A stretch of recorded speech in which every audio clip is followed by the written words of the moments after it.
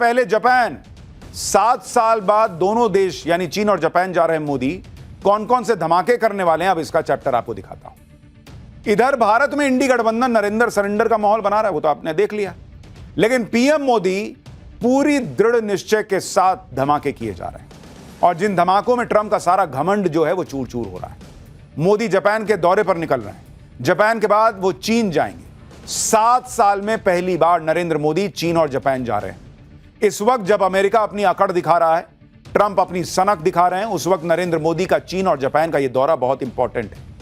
चीन के साथ भारत के संबंध सुधर रहे हैं। पीएम मोदी के स्वागत के लिए चीन में जोरदार तैयारियां हो रही, लेकिन चीन जाने से पहले पीएम मोदी जापान जा रहे हैं। चीन और जापान जाकर नरेंद्र मोदी कौन से धमाके करने वाले हैं ये आपको आगे बताऊंगा, लेकिन ये पहले देख लीजिए कि इससे ट्रंप कैसे बिलबिला रहे हैं। मोदी को घेरने के लिए ट्रंप ने अपने यहां जोकरों की फौज उतार दी। किस तरह की अजीब अजीब बातें ट्रंप के सलाहकार कर रहे हैं देख लीजिएगा तो आप भी कहिएगा कि जोकर हैं क्या।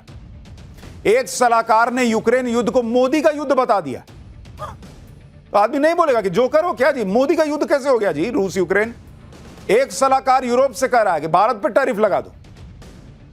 जोकर नंबर 3 कह रहा है कि अगर भारत नहीं झुकेगा तो ट्रंप भी नहीं झुकेंगे, तो मत झुको जाओ। जैसे सोशल मीडिया पर ट्रोल आर्मी होती है, उसी तरह से ट्रंप के सलाहकार जोकर और ट्रोल की तरह बिहेव कर रहे हैं। लेकिन इससे ट्रंप को कुछ हासिल होने वाला नहीं है, उल्टे ट्रंप को झटके पे झटके लग रहे हैं। ट्रंप के सामने सीना तान कर भारत खड़ा हो गया है और दूसरे देशों को भी हिम्मत मिल रही है। कैसे अब जापान ने ट्रंप को झटका दे दिया, ऑस्ट्रेलिया ने ट्रंप के खिलाफ भारत का खुला सपोर्ट कर दिया, ये सब बताऊंगा। लेकिन जो हुआ है पहले उसकी एक झलक देखिए।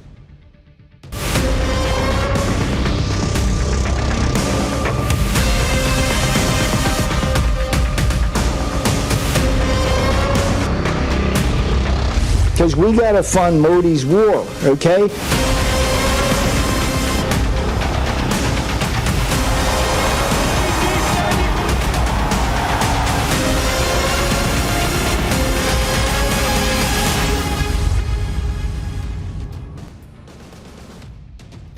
ट्रंप ने सब कुछ करके देख लिया, लेकिन मोदी के खिलाफ हर बार बेकार जा रहा है। अब नरेंद्र मोदी का टर्न है और नरेंद्र मोदी ऐसे ऐसे स्टेप्स लेने जा रहे हैं कि ट्रंप और उनके जोकरों की फौज हिल जाएगी। पीएम मोदी चीन और जापान के लिए निकलने वाले हैं। इसमें जापान भारत का पुराना पार्टनर रहा है। मोदी कैसे ट्रंप के टैरिफ वाले खेल का तोड़ इसी दौरे में निकाल रहे हैं, आपको पहले उसके बारे में बताता हूं। मेक इन इंडिया में जापान एक बड़ा सहयोगी देश है। गुजरात में जापान की निप्पॉन स्टील 1500 करोड़ रुपए का निवेश कर रही है। आंध्र प्रदेश में निप्पॉन इंडिया 5600 करोड़ रुपए से स्टील प्लांट लगा रही है। सुजुकी मोटर्स ने गुजरात में 35,000 करोड़ रुपए के नए प्लांट की घोषणा की है। सुजुकी मोटर्स ने अपनी प्रोडक्शन लाइन को बढ़ाने के लिए 3200 करोड़ रुपए के निवेश का भी ऐलान किया है। टोयोटा किर्लोस्कर कर्नाटक में 3300 करोड़ रुपए और महाराष्ट्र में 20,000 करोड़ रुपए का निवेश करेगा। रियलिटी सेक्टर में सुमितोमो रियलिटी कंपनी भारत में 41,000 करोड़ रुपए से ज्यादा का निवेश किया है। जापान की कंपनियों के साथ पार्टनरशिप से भारत के लघु और मध्यम उद्योग को फायदा हो रहा है। टोक्यो इलेक्ट्रॉन, फुजी फिल्म और टाटा इलेक्ट्रॉनिक्स मिलकर सेमीकंडक्टर इकोसिस्टम भी बना रहे हैं। फुजित्सु कंपनी अपने ग्लोबल कैपेसिटी सेंटर में 9,000 भारतीय इंजीनियरों की भर्ती कर रहा है, जिससे आईटी सेक्टर से जुड़े लघु और मध्यम उद्योगों को बढ़ावा मिल सके। यानी ट्रंप जितना भी जोर लगा ले, कितना भी टैरिफ लगा ले, भारत ने इसका तोड़ निकाल लिया है और अपने रास्ते खुद बना रहा है। नरेंद्र मोदी ने जैसा स्टैंड ट्रंप की सनक के खिलाफ लिया है, वो दुनिया के लिए एक मिसाल है। ट्रंप की टैरिफ नीतियों के खिलाफ अब दुनिया के देश भारत के साथ आ रहे हैं और अमेरिका को झटका भी दे रहे हैं। जैसे आप देखिए, जापान ने टैरिफ रेट कम करने के लिए अमेरिका के साथ एक डील की थी। अमेरिका ने जापान पर 25% टैरिफ लगाया था, जिसके बाद जापान और अमेरिका के बीच टैरिफ को लेकर डील हुई। इसके बाद अमेरिका ने जापान पर टैरिफ कम करके 15% कर दिया और बदले में जापान ने अमेरिका में $550 बिलियन निवेश करने की बात कही। $550 बिलियन निवेश पैकेज को लेकर जापान और अमेरिका में बात हो रही थी। जापान के टॉप बिजनेस नेगोशिएटर रयोसेई आकाजावा को इस डील के लिए अमेरिका जाना था, लेकिन जापान के टॉप नेगोशिएटर ने अपना अमेरिका का दौरा रद्द कर दिया है। कहा जा रहा है कि इस निवेश से जापान को कोई खास फायदा नहीं होने वाला है। जापान चाहता कि अमेरिका में उसके निवेश से दोनों देशों को समान तौर पर फायदा पहुंचे। इसी को लेकर जापान और अमेरिका के बीच मतभेद दिख रहे हैं। डील के कुछ बिंदुओं पर प्रशासनिक स्तर पर चर्चा की जरूरत बताई जा रही है। इसी वजह से जापान के नेगोशिएटर ने अमेरिका जाने का प्लान कैंसिल कर दिया है। यानी भारत जो हिम्मत दिखा रहा है भारत जो आत्मसम्मान की लड़ाई लड़ रहा है उसका रिपल इफेक्ट हो रहा है। अब जापान को भी लग रहा है कि अरे यार भारत कर सकता है, हम क्यों नहीं, डील करेंगे लेकिन हमको भी फायदा दो। जापान के इस फैसले से अमेरिका को झटका लग गया है। भारत के समर्थन में कई और देश आ रहे हैं। ऑस्ट्रेलिया ने टैरिफ के मुद्दे पर भारत का समर्थन कर दिया है। ऑस्ट्रेलिया की विदेश मंत्री पोनी वोंग ने कहा है कि हम भारत को एक मजबूत और भरोसेमंद साझेदार मानते हैं।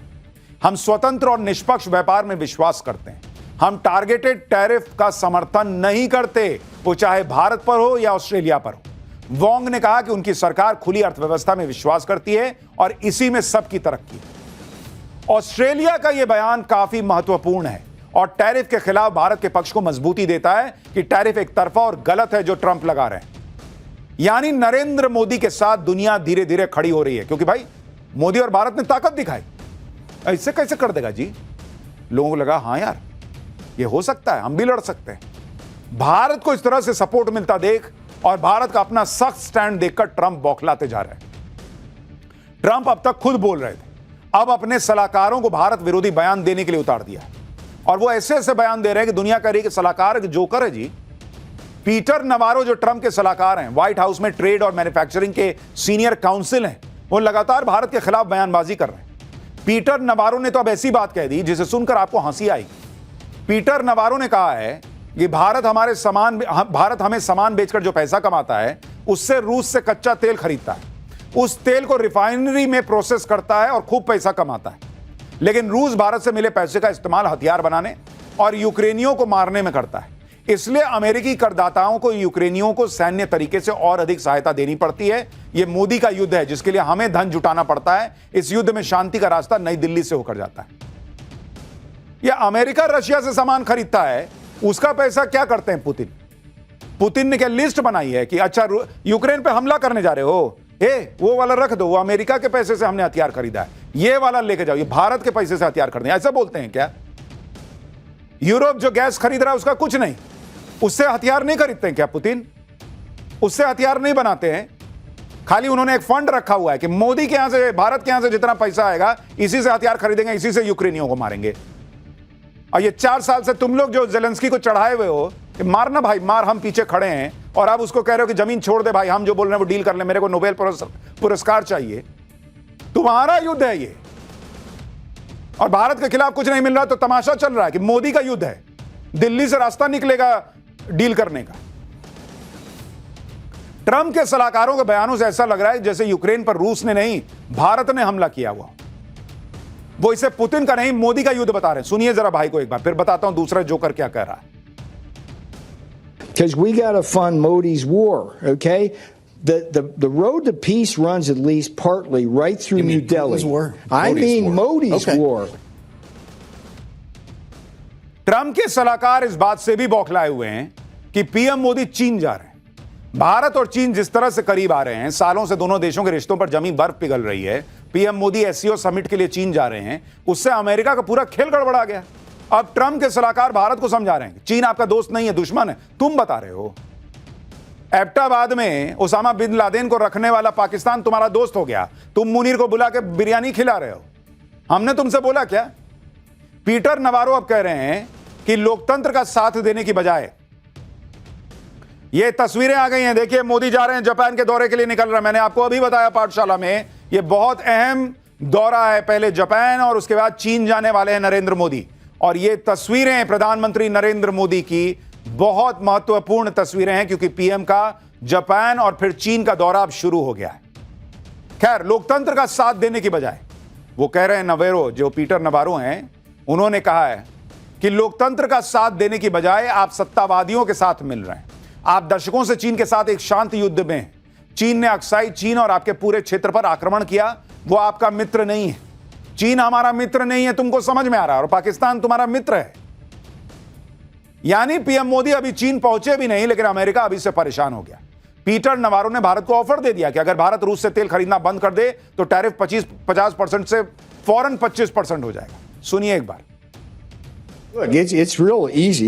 India can get 25% off tomorrow if it stops buying Russian oil and helping to feed the war machine. इसी तरह से ट्रंप के एक और सलाहकार केविन हैसेट ने भी भारत को धमकाने की कोशिश की। केविन हैसेट ट्रंप के आर्थिक सलाहकार हैं, आर्थिक मामलों में ट्रंप को सलाह देते हैं। केविन हैसेट ने भारत पर लगे टैरिफ और ट्रेड डील को लेकर कहा है कि ट्रेड डील को लेकर भारत का रुख अड़ियल है। अमेरिकी उत्पादों के लिए बाजार खोलने को लेकर भारत का रवैया अड़ियल रहा है। अगर भारत नहीं झुकता है तो ट्रंप भी नहीं झुकेंगे। भारत के अड़े रहने से ट्रंप और सख्ती दिखा सकते हैं। ट्रंप की सलाहकार आर्मी के बयान आपने देखे। अब आपको बताते हैं कि अमेरिका के वित्त मंत्री क्या कह रहे हैं। स्कॉट बेसेंट, जो अमेरिका के वित्त मंत्री हैं, वो भारत के खिलाफ यूरोप को भड़का रहे हैं। स्कॉट बेसेंट चाहते हैं कि जो अमेरिका कर रहा है वैसा ही यूरोप भी करे। स्कॉट बेसेंट ने कहा कि यूरोप के देशों से वो कह रहे हैं कि वो भारत पर टैरिफ लगाने के मामले में दबाव बनाए, लेकिन सिर्फ कनाडा इसके लिए तैयार था। यूरोप के देश खुद रूस से पेट्रोलियम प्रोडक्ट खरीद रहे हैं। यह युद्ध अमेरिका में नहीं बल्कि यूरोप में लड़ा जा रहा है। अमेरिका अकेले इसका बोझ नहीं उठा सकता है। अमेरिका चाहता है कि यूरोप भी भारत पर टैरिफ लगाए, लेकिन यूरोप इसके लिए तैयार नहीं हुआ है। मुझे लगता है अमेरिका अभी भी उसी माइंडसेट में, उसको लग रहा है कि वो जो है वो ब्रिटिश राज है और भारत पे कोई राज करके और भारत को गुलाम बनाए हुए। भाई, हम गुलामी से निकल चुके 1947 में, और उसके बाद हम किसी की गुलामी करने को तैयार नहीं है। यह नया भारत है। तुम अपनी गुलाम मानसिकता से बाहर निकलो कि तुम दुनिया के जो दादा हो और तुम जो बोलोगे वो दुनिया करेगी। दुनिया करती होगी, भारत नहीं करेगा। आप यह भी देखिए कि अमेरिका कैसे भारत पर दबाव बनाने की कोशिशें कर रहा है। पहले तो ट्रंप के मंत्री ने H-1B वीजा को खत्म करने की वकालत की। इस वीजा का फायदा भारतीय नागरिकों को मिलता है और अब अमेरिका जाने वाले भारतीय छात्रों को टारगेट किया जा रहा है। विदेशी छात्रों के लिए वीजा नियमों में बदलाव की तैयारी की जा रही है, जिसका असर भारतीय छात्रों पर पड़ सकता है। विदेशी छात्रों के लिए F-1 और एक्सचेंज प्रोग्राम के तहत आने वाले विदेशी छात्रों के लिए J-1 वीजा नियमों में बदलाव का प्रस्ताव है। एक नए नियम के तहत अब विदेशी छात्र सालों तक अमेरिका में पढ़ाई नहीं कर पाएंगे। नए नियम के तहत विदेशी छात्रों को 4 साल तक के लिए स्टूडेंट वीजा दिया जाएगा। अगर पढ़ाई इससे ज्यादा चलती है तो छात्रों को फिर से वीजा के लिए अप्लाई करना होगा। अभी तक अमेरिका में कोर्स पूरा करने के लिए स्टूडेंट वीजा मिलता था, चाहे कोर्स 2 साल का हो, 6 साल का हो। नए नियम अभी लागू नहीं हुए हैं। इस पर 30 दिन तक जनता से सुझाव मांगे गए। नए नियम लागू होने का सबसे ज्यादा भारतीय छात्रों पर असर पड़ सकता है। साल 2024 में अमेरिका के अंदर 4,20,000 भारतीय छात्र पढ़ाई कर रहे थे, लेकिन अमेरिका यह सब पैंतरेबाजी कर रहा है। अभी करेगा नहीं करेगा पता नहीं, लेकिन माहौल पूरा बना रहा है कि भाई ऐसा कर सकता हूं, वैसा कर सकता हूं। हालांकि वीजा के मुद्दे पर एक अमेरिकी देश से भारत के लिए खुशखबरी भी आई। दक्षिण अमेरिकी देश अर्जेंटीना ने भारतीयों के लिए वीजा नियमों में ढील दी है। अर्जेंटीना ने भारतीय नागरिकों को वीजा फ्री एंट्री देने का ऐलान किया है। जिन भारतीयों के पास अमेरिकी वीजा होगा वो उसी वीजा पर अर्जेंटीना आ सकेंगे। अमेरिकी वीजा वाले भारतीयों को अलग से वीजा लेने की जरूरत नहीं होगी। अब आपको यह भी दिखाता हूं कि अमेरिका को भारत के साथ क्यों आना पड़ेगा आखिर में, ये वहां के लोग भी कह रहे हैं। भाई, एक टाइम पर कनाडा ने भी भारत से दुश्मनी कर ली थी, लेकिन आज की डेट में देखिए कि कनाडा ऐसे लाइन पर आया कि फिर से रिश्ते सामान्य कर रहा है। कनाडा ने भारत में नया उच्चायुक्त नियुक्त कर दिया है। उधर भारत ने भी कनाडा में अपना उच्चायुक्त नियुक्त कर दिया है।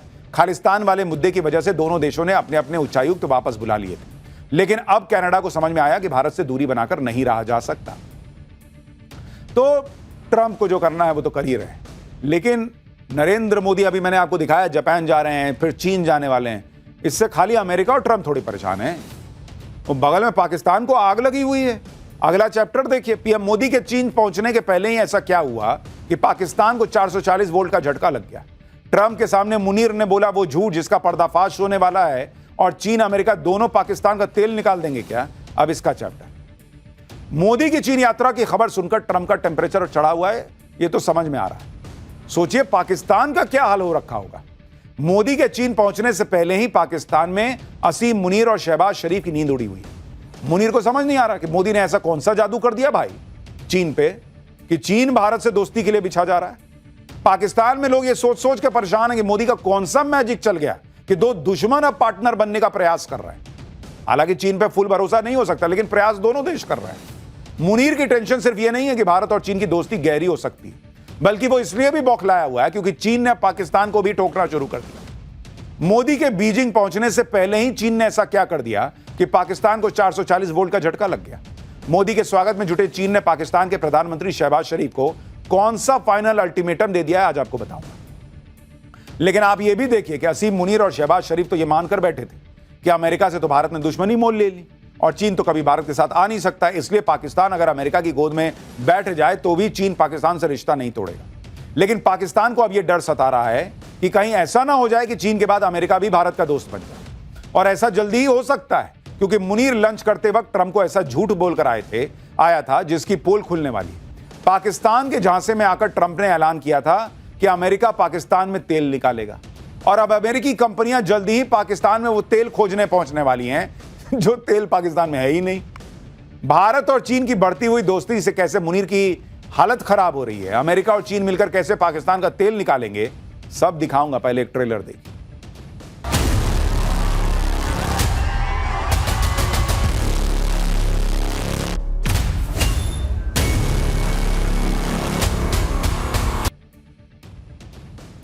प्रधानमंत्री नरेंद्र मोदी अभी चीन पहुंचे भी नहीं है और पाकिस्तान में हाय तौबा मचनी शुरू हो गई है।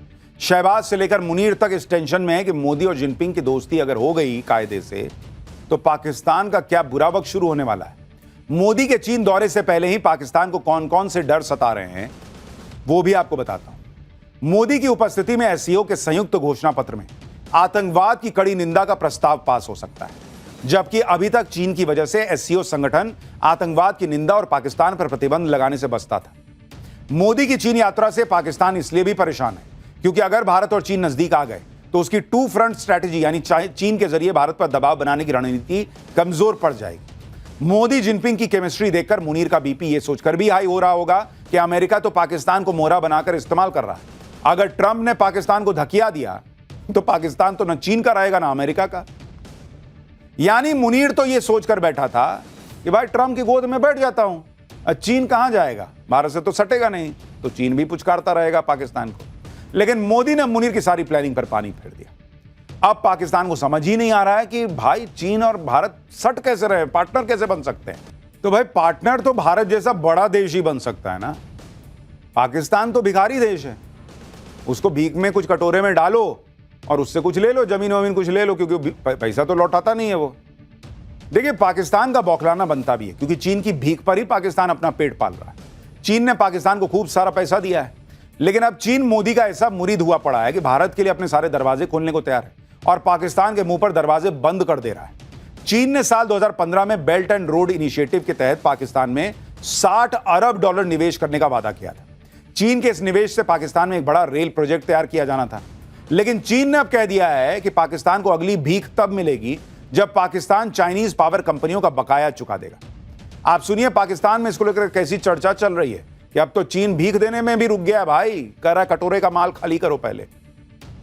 मोदी के चीन पहुंचने से पहले ही पाकिस्तान को 440 वोल्ट के झटके लगने शुरू हो चुके हैं। पाकिस्तान के प्रधानमंत्री शहबाज शरीफ भी एससीओ बैठक में हिस्सा लेंगे, लेकिन वो चीन भीख का कटोरा लेकर जा रहे हैं। लेकिन चीन ने भी कह दिया कि अगली भीख तब मिलेगी भाई जब पुराना हिसाब क्लियर करोगे। पाकिस्तान को सीपेक प्रोजेक्ट में पावर सप्लाई करने वाली चीनी कंपनियों के 423 करोड़ रुपए चुकाने। चीन ने कह दिया कि पाकिस्तान सीपेक के तहत बनी पावर कंपनियों का समय पर बिल अदा नहीं करता, इसलिए उसे अब और पैकेज नहीं दिया जा सकता। इसके बाद शहबाज शरीफ ने वित्त मंत्रालय को निर्देश दिया है कि उनके चीन जाने से पहले चीन की पावर कंपनियों को $100 अरब का भुगतान कर दो हर हाल में, जो कुल बकाये का 1/4 है। भाई इससे चीन को मैसेज जाएगा कि ये पैसा दे रहा है, अब वहां से और भीख लेके आएगा। ये बहुत स्मार्ट भिखारी हैं पाकिस्तान वाले। यानी एक तरफ प्रधानमंत्री मोदी हैं जिनके स्वागत के लिए चीन पलक पावड़े बिछा रहा है, दूसरी तरफ शहबाज शरीफ जिनको चीन कह रहा है कि आना है तो आओ लेकिन पहले बकाया चुकाओ। एक तो मोदी और जिनपिंग की दोस्ती ने पाकिस्तान की हालत खराब करके रखी है और ट्रंप की तरफ से ऐसे संकेत मिले हैं कि पाकिस्तान सन्नाटे में। पीएम मोदी के चीन दौरे से ठीक पहले कल ही अमेरिका के वित्त मंत्री स्कॉट बेसेंट ने कहा है कि भारत दुनिया का सबसे बड़ा लोकतांत्रिक देश है, अमेरिका दुनिया की सबसे बड़ी इकोनॉमी है, आखिर में भारत और अमेरिका एक साथ आ जाएंगे। अब मुनीर को समझ में आ गया कि भाई ये तो अलग खेल हो जाएगा, अमेरिका लास्ट में सट जाएगा, चीन सट ही रहा है, मैं कहां जाऊंगा फिर। मोदी और जिनपिंग की दोस्ती ने पाकिस्तान की उम्मीदों पर पानी फेर दिया है और अब एक और ऐसी खबर आ रही है जिससे पाकिस्तान को तेज मिर्ची लगेगी। खबर है कि अफगानिस्तान में तालिबान सरकार के विदेश मंत्री आमिर मुत्ताकी भारत आ सकते हैं। दोनों देश यात्रा की तारीख तय करने के लिए बातचीत कर रहे हैं। अगर सब ठीक रहा तो तालिबान के सत्ता संभालने के बाद यह अफगानिस्तान के किसी मंत्री की पहली भारत यात्रा हो। इससे पहले जनवरी में भारत के विदेश सचिव विक्रम मिस्री ने काबुल जाकर मुत्ताकी से मुलाकात की थी। विदेश मंत्री एस जयशंकर ने भी मई में तालिबान सरकार के विदेश मंत्री से फोन पर बात की थी। यानी भारत काबुल में तालिबान सरकार के साथ रिश्ते मजबूत कर रहा है। जाहिर है इससे भी पाकिस्तान में तनाव का माहौल है। पाकिस्तान के सिर पर अब सिर्फ अमेरिका का हाथ है, लेकिन ट्रंप भी यह हाथ कब खींच लेंगे वो खुद नहीं जानते। आप देखिए कि ट्रंप ने हाल ही में पाकिस्तान में तेल निकालने का ऐलान कर दिया था और बड़बोले बयान दिए थे कि एक दिन भारत पाकिस्तान से तेल खरीदेगा। तब पाकिस्तान के लोग ही चौंक गए थे कि पाकिस्तान में तेल कहां है भाई, वो तो तेल ये अंडा जो फ्राई करते हैं वही वाला तेल है उनके पास। सोशल मीडिया पे रील्स वायरल होने लगी जिसमें बड़ी बड़ी कड़ाइयों में तेल को लोग दिखा रहे थे कि ये देखो ये पाकिस्तान का तेल का कुआं है, आओ अमेरिका ले जाओ ये तेल, ये देखिए। लोग ऐसे ऐसे रील डाल रहे थे कि ये पाकिस्तान का तेल है। लेकिन तब ट्रंप पाकिस्तान के झांसे में आ गए और अब अमेरिकी कंपनियां ट्रंप की बात को सच मान बैठी। अमेरिकी कंपनियां पाकिस्तान में उन तेल के कुओं पर निवेश की इच्छा दिखा रही हैं जो तेल के कुएं पाकिस्तान में है ही नहीं। पाकिस्तान के पेट्रोलियम मंत्री अली परवेज मलिक ने हाल ही में अमेरिका की डिप्लोमेट